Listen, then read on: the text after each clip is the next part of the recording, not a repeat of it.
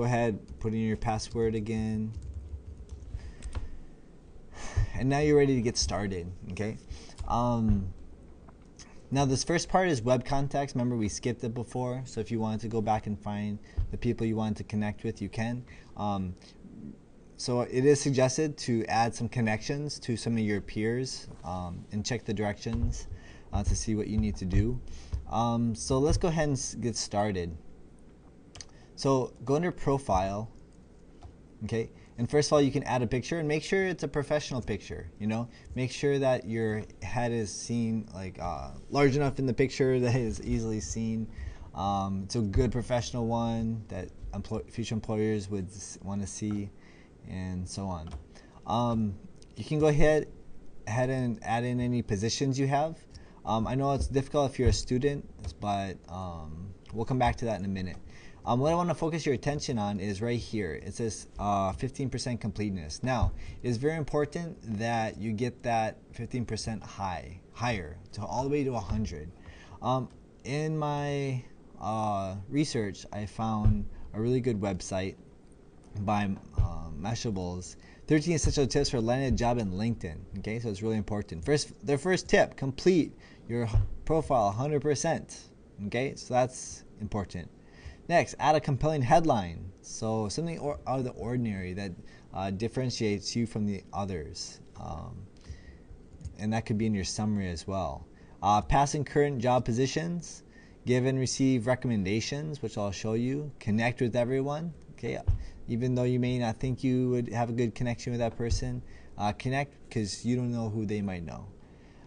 Be concise in your messages. If you message people through LinkedIn, and stay active. If you're active and and I'll show you ways of being active through updates and tweets and updating your blog, so that shows your employers, hey, he has a good web presence. Join a niche group. Okay, remember I showed you guys how to do a group settings, and join a group that would be most beneficial for you and your career and something that you have an interest in. Or if you don't find one, hey, you can just create a group. And I can show you that too. Add your honors and awards. Boast about yourself a little bit, so they can see a little bit of what you've done. Answer questions. There's a part where you can answer questions that other people might have questions with. And I know you may be young, but hey, you never know. You could try answering those questions. And importing your blog and Twitter, which I'll be showing you in a second. So let's go back to our LinkedIn. And with our LinkedIn, right now we're at 15%. That's not good. First of all, see how it says complete your profile quickly. Okay, that's really important. Import your resume. So you click on that, and you can upload like it says a PDF or Word doc. The best thing to do is, if you've already made one in Blogger, like on your resume page, or you have a Microsoft Word doc, go ahead and upload that, and then you can go through and put in the details on that. Remember, it doesn't include images, so if you create a resume in Illustrator or Photoshop, it won't be accepted. That's not an acceptable file for this. Okay, so you could go ahead and fill out your resume the best you can on there. Add a position. Notice there's a big weight on that, so you want to be careful. Don't just add these random positions, okay, to try to get your points up or your percentage up. But let's see, if you volunteered for like Habitat for Humanity, you could put in Habitat for Humanity. Are they in there? Habitat for Humanity. There it is, and then you can put in your title, volunteer. And then you could choose the years, and descriptions are important. I mean, spend a little bit of time of writing a good description, like a few sentences, like when, where, how, what, those kind of things, okay? Other positions you could place in there. I know some people, they put they were a volunteer for a club. Maybe they served at different roles at a school. See, some people, like, they volunteer for an organization or an internship. So be creative, but don't stretch it out too much. That's not true or accurate or applicable. So add your picture. Add your summary is really important. Add a good summary that shows what you want to do. Include your goals and experiences. Let's see, one a good one that I saw, I mean, this is good. Break it up into different paragraphs, and you can start out with where you've been, what you're doing, and where you want to go. And that one was really good. So try to make it a little bit longer than this. That's like too short of a summary. So remember past, present, future, that kind of thing for your summary. For your, let's see. Next section, like add your specialties. Okay, so what kind of specialties are you really good at? Okay, so those are things that will set you apart with your skills, and you can see the examples that they used and see more. So explore that option. It's really important.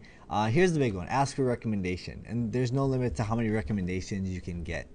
Now, usually it's polite to give somebody a recommendation first, and like a good one, they'll read it. Hey, this guy gave me a good recommendation. I'd like to give them one too, and then they'll give you one. And it is recommended when you do write a recommendation. I mean, give them at least a paragraph, and you want to be. Remember, this isn't just for fun. This is actually future employers are going to read this. Now, if someone gives you a bad recommendation, you have the option of not posting that publicly, but hopefully that won't happen. But basically, just fill in the information and just bring out good characteristics. Understand what kind of job they're going for, and try to bring in skills that relate to that job.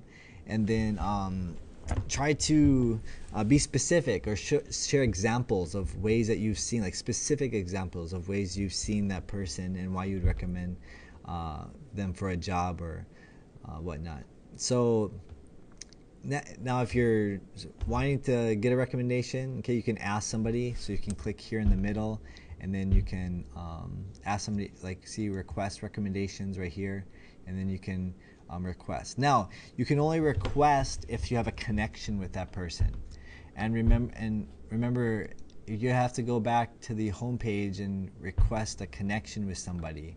So under, let's see, profile, and then under connections, we'll get to in a minute because it's in a different area. But see, under contacts, you have my connections. I guess we can do it now. You can hit add connections, and you can basically search by their email, or you can search by name.